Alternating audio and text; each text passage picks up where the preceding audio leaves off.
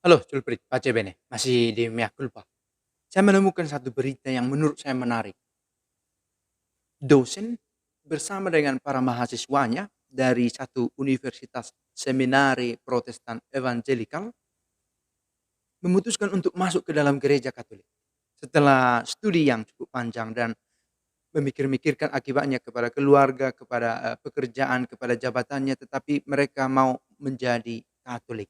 Ini sungguh berita yang menarik untuk saya untuk dibahas dan terutama alasan mengapa mereka mau masuk ke dalam gereja Katolik. Dan ini nanti yang akan kita lihat karena mereka ini kelompok intelektual. Nah, bagaimana kisahnya? Kita akan coba dalami. Tapi saya mau katakan di channel Menorsum ada bacaan dari kitab suci. Silahkan ikuti linknya saya letakkan di deskripsi video ini dan di komentar yang dipin. Baik, mengapa begitu banyak kaum evangelis beralih ke gereja Katolik? Itu judul artikel yang saya temukan. Ada seorang intelektual namanya Douglas Beaumont. Dia adalah seorang penganut Kristen evangelis yang sangat taat. Dan itu menurut pengakuannya sendiri sebagaimana ditulis oleh satu media bernama National Catholic Register. Oke. Dan selama 20 tahun ia hidup dalam tradisi, lingkungan, dan belajar di seminari evangelikal. Kemudian ia mengajar di lembaga yang sama dan membantu para pengajar serta pimpinan lembaga untuk pendidikan teologi sistematis tentang wahyu dan iman, tentang penciptaan, tentang kristologi, pneumatologi, dan banyak hal. Bagian dari teologi sistematik. Dan Beaumont sendiri, Douglas Beaumont, menulis beberapa buku dan diterbitkan oleh penerbit evangelikal. Dan ia cukup terkenal di Amerika Serikat. Para sahabat, saya sudah coba cross check nama ini. Saya coba search namanya Douglas Beaumont dan benar bahwa dia adalah seorang pengajar di seminari eh, evangelis. Nah, pertanyaan, apa yang menyebabkan Douglas?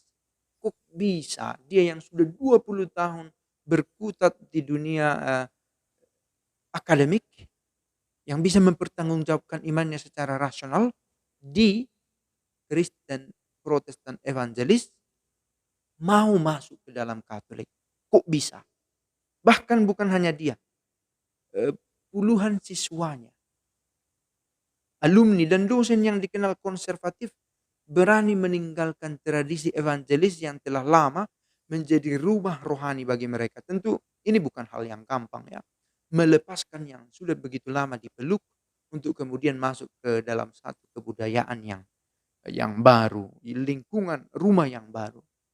Mengapa banyak siswa seminari evangelikal di Southern, di wilayah yang lebih ke selatan bersedia mengambil resiko kehilangan pekerjaan, kelembagaan, bahkan keluarga serta teman-teman.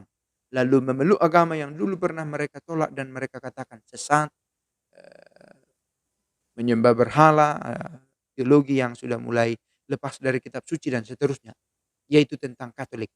Mereka sudah menganggap Katolik itu, menyimpang, tapi mengapa mereka mau masuk?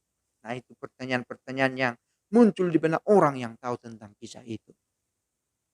Tentang ini pun Douglas Beaumont menulis satu buku,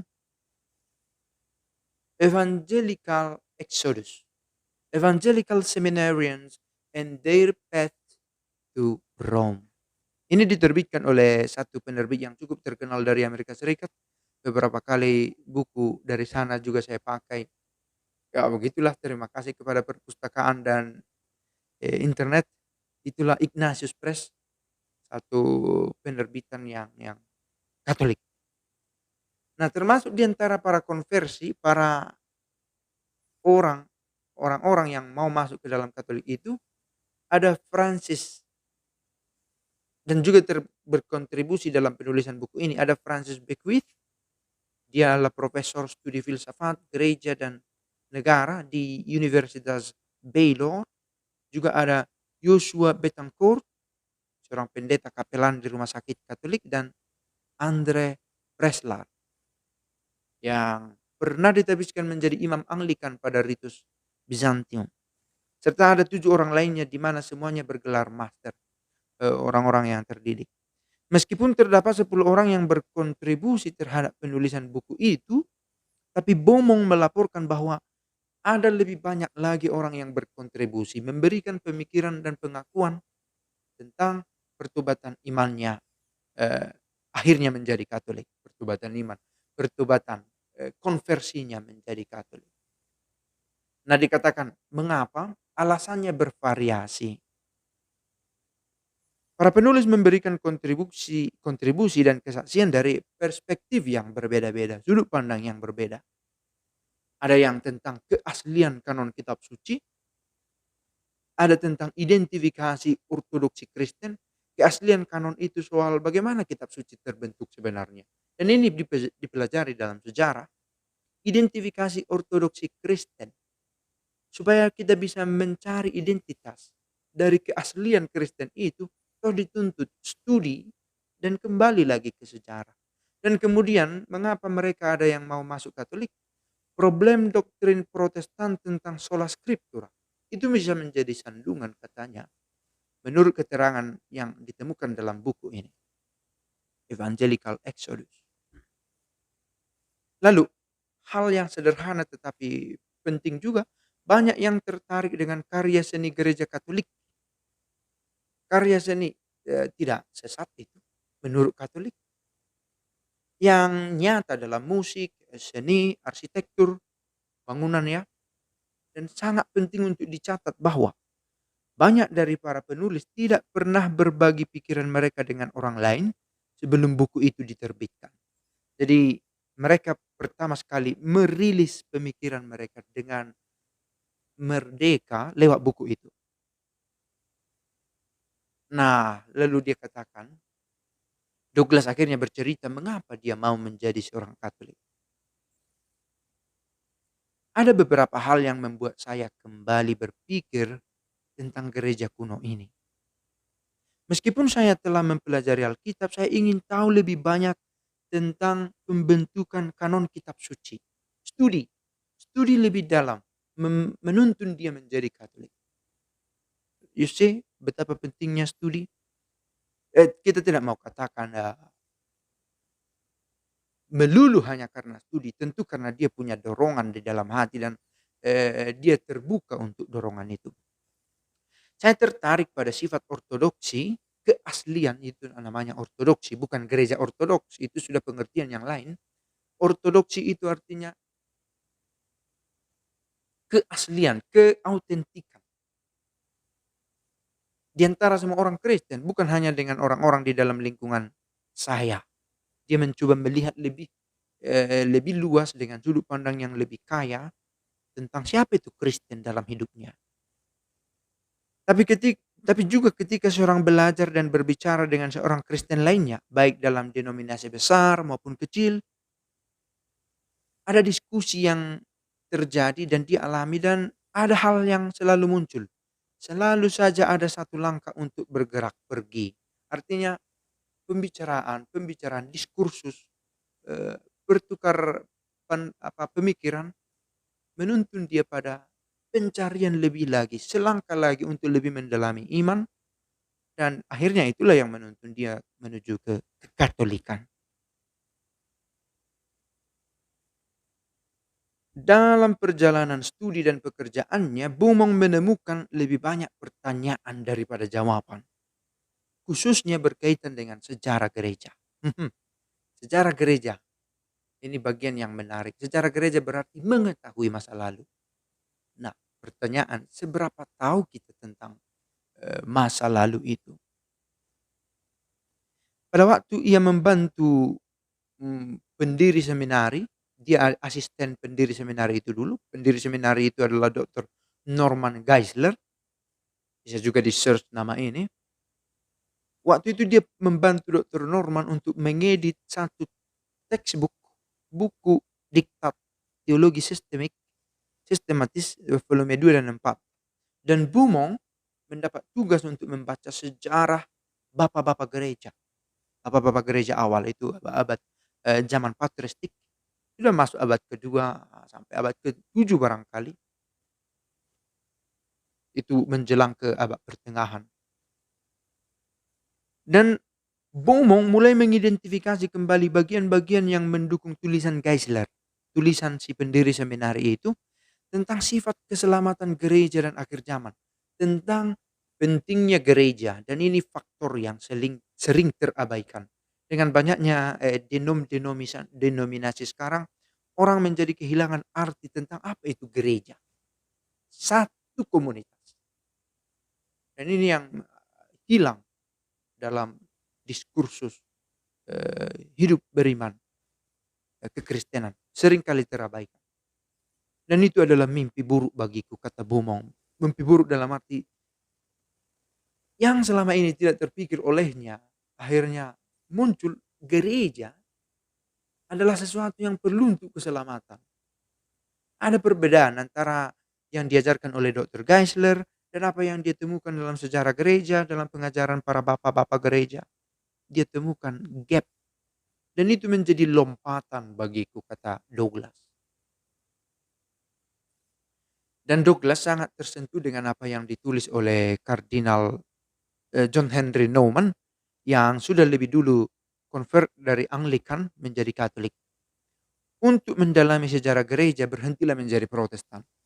Itu dikatakan oleh John Henry Newman yang sebelumnya adalah di Anglikan. Dan ini memenuhi pikiran dari Douglas Beaumont dan rekan-rekan penulis yang tadi kita sebutkan. Ia menegaskan bahwa tidak ada perspektif jangka panjang di Seminari Evangelical Southern tempat dia mengajar itu. Di mana siswa bisa memperoleh gelar master dalam setiap bidang kuliah yang ditawarkan tanpa mengambil kursus sejarah gereja. Nah, apakah ini satu hal yang disengaja dengan diizinkannya untuk nikil, untuk tidak ada dalam studi sejarah gereja.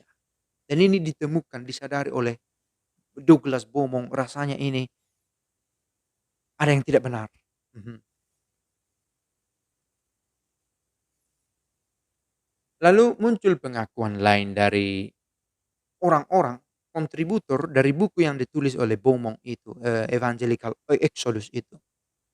Mereka mengaku sangat dipengaruhi oleh berbagai faktor, terutama kanon kitab suci tadi. Kanon itu penetapan itu sah secara definitif, inilah kitab suci. Bagaimana itu bisa terjadi? Prosesnya dipelajari dan di sana terbuka pikiran.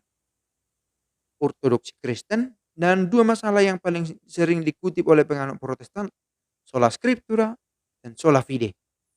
Hanya kitab suci dan hanya iman. Douglas menyebut keindahan sebagai salah satu faktor yang menyebabkan ia dan rekan lainnya memberi apresiasi kepada gereja Katolik. Tadi sudah ada soal kanon kitab suci, soal ortodoksi Kristen, dan juga soal sola scriptura dan sola fide. Tetapi di luar ini sesuatu yang ringan tetapi penting adalah keindahan seni yang diterima di dalam gereja Katolik. Dalam Protestan ada kecenderungan untuk mengabaikan alasan lain di luar alasan intelektual. Begitu dikatakan oleh Douglas. Tapi saya pikir dia berangkat dari pemikirannya bahwa dia adalah seorang akademisi. Ya, bahwa belakangan ini sudah juga berkembang karismatik yang lebih menekankan afeksi emosional, itu tidak terungkap dalam perkataan Douglas ini. Tapi dikatakan Douglas, sebagai manusia kita butuh kepentingan jasmani dan rohani. Dan dalam gereja Katolik menurut Douglas, ia menemukan ada penghormatan terhadap intelektualitas dan warisan iman. Ini satu hal yang berharga namun terabaikan di dalam Protestan, di dalam evangelikal terutama. Gereja Katolik punya warisan sejarah yang panjang. Ada paket menarik dan dari keindahan spiritualitas itu. Menggabungkan seni dan musik, keindahan, sejarah, dan tradisi panjang dengan kekuatan intelektualitas. Well, ada perpaduan. Maka saya menarik untuk saya ada tradisional Latin Mass, ada juga gerakan karismatik. Itu adalah kekayaan, legacy dari gereja itu sendiri yang akan bisa terus diwariskan, dan yang terutama inilah gereja yang terus bertumbuh, yang terus berziarah itu.